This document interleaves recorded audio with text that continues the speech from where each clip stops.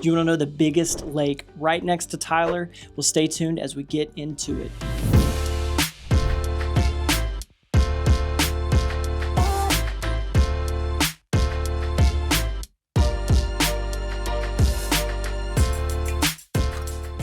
All right, thanks for checking out our newest video today. We are going to talk about Lake Palestine, just west of Tyler, Texas. If you haven't already, make sure you subscribe to our channel. That way you get all the notifications as we start to put out new videos breaking down all things East Texas. We also want to remind you that we are your friend in real estate. If you're thinking about making a move and you have any questions about the process, we want to be a resource for you. We take calls and messages every day from people looking to make a move here, and we want to help you make East Texas your home. All right, so a little about Lake Palestine. It was started in 1960 and completed in 1962. It's about 25,000 surface acres of water, making it almost greater than 5 times bigger than Lake Tyler. It's going to stretch from Chandler all the way to Frankston. So you're going to have at the northern side, you're going to be Flint on the eastern side, Chandler on the west, Bullard on the southeastern side, and then Frankston along the southern and western border of Lake Palestine.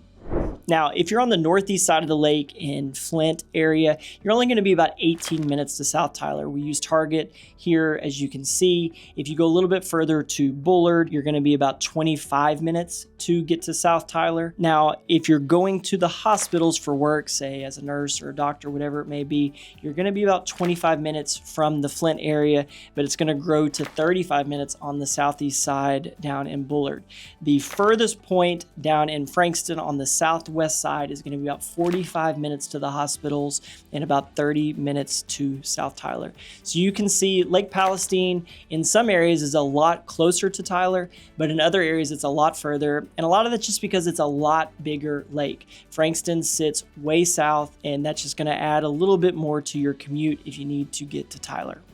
Now, Lake Palestine sits in 4 different school districts. You've got Tyler ISD in the northeastern portion of the lake. You've got Bullard ISD in the southeastern portion of the lake. You've got Brownsboro ISD for much of the western portion, and then the southwestern portion is going to sit in Frankston ISD. Now, one of the things that makes Lake Palestine a little bit different than Lake Tyler is it's owned not by any one city or entity, and a lot of it is unrestricted. So primarily, if you're looking on the western side of the lake, it's going to largely be unrestricted. There are parts of it on the eastern side, but the eastern side of Lake Palestine is a little bit cleaner than the western side. On the Chandler side of the lake, you do have a lot of mobile home parks that are, not always in great shape. And because of that, the values of the property are going to be a little bit less. Going through those areas, while they're probably not unsafe, are just going to be a lot more cheaper housing, rundown housing, less cared for and things like that. And the western side of it is really going to affect the values. Now, that being said, the most expensive home probably in East Texas right now is in Chandler on Lake Palestine, listed for $5 million. So there are exceptions to that. This Chandler side of Lake Palestine, by and large, is not going to be as nice as, say, Lake Tyler. However, there are going to be some really beautiful homes in a couple select communities in Chandler on Lake Palestine.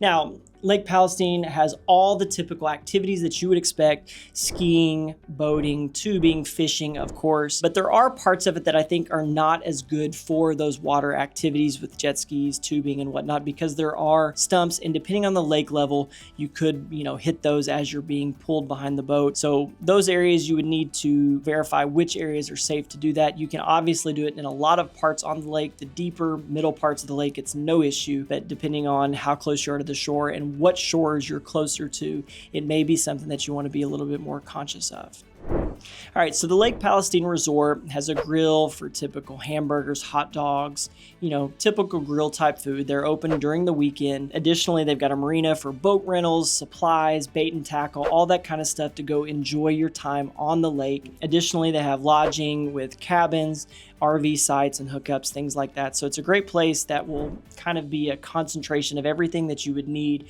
for your trip, and you can actually stay there at the marina as well. All right, so one of the more popular destinations on Lake Palestine is the Villages Resort. It's a pretty big hotel timeshare place owned by Holiday Inn. Their biggest draw specifically to the Villages is the water park. It's an indoor water park. You've got slides, a lazy river, swimming pools, things like that. And because it's indoors, it's basically a year-round place that you can take the kids to go have fun. But if you're here visiting, it's a great spot to stay too. They've got lots of options at the hotel. They do, like I said, have timeshare where you have cabins. Additionally, the Villages is a housing community to where you can take advantage of those amenities that the Villages offer.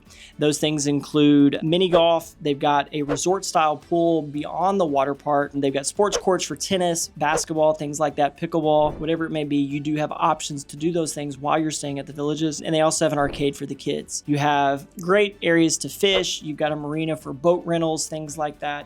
They've got the Harbor Grill, which is a good place to eat if you're staying at the Villages. So you can see this place is a big draw. There's lots to do at the Villages. So if you're staying or making a trip to Tyler, the Villages will offer you a little bit of Lake Palestine life while still being very close proximity to Tyler. A couple other places, adventure rentals on Lake Palestine. You can rent boats, jet skis, things like that to go experience Lake Palestine while you're here.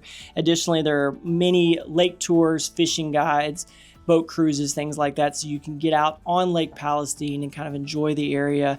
Lake Palestine during the summer is a busy place. It's a beautiful area.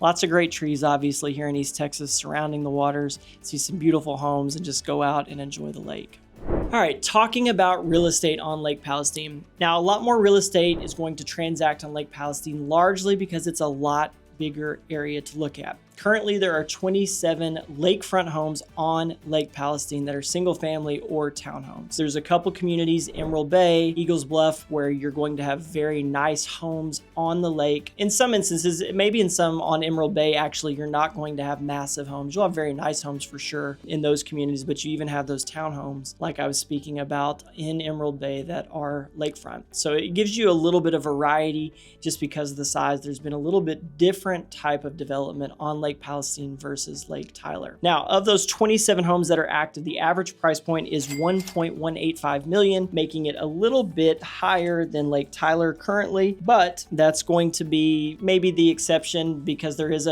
rather than the rule, because there is that $5 million listing that we've got linked down below. So make sure you check that one out. So that's going to draw, or skew rather the averages of what it is, but it's pretty close. It's going to cost you north of $1 million to find a home, most likely on Lake Palestine, the same with Lake Tyler. Now, looking at the price per square foot, you're going to be at an average of $366 per foot. So that number is a little bit lower than the $411 average on Lake Tyler. The entry point, there is a 600 square foot home currently on Lake Palestine for $200,000, but we do have them ranging all the way up to $5 million, as we mentioned. Now, of those homes that have sold in the last 2 years, the number is 107 sold that were lakefront homes and condos. They're going to range in prices from $165,000 up to $3 million with a $301 a square foot average. So that number is a little bit lower than these sold on Lake Tyler. So that kind of gives you a sense of what, Lake Palestine generally for lakefront is going to be a little bit cheaper than Lake Tyler.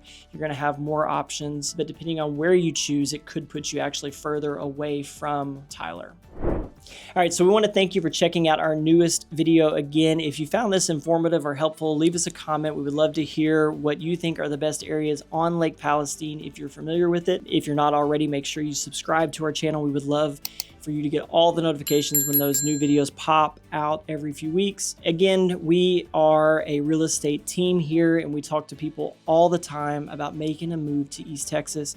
So if you have any questions about that process, what it looks like, we've got all the resources to make living here in East Texas a reality for you. Whether you want to live on a lake, you want to have 20 acres, you want to have 100 acres, we can handle anything like that and we would love to be that resource for you. Again, we appreciate you watching our video and we will see you on the next one.